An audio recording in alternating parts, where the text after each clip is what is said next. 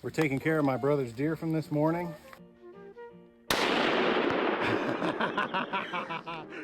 And we've separated it out into mostly the hindquarters and different muscle structures.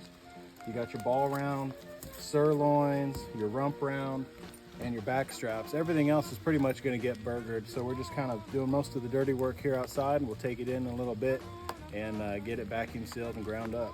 Being able to go outside and collect your own groceries is a big part of why we hunt. About 3 hours ago, this deer was walking around the woods, so your meat can't get any fresher than what we've got right here.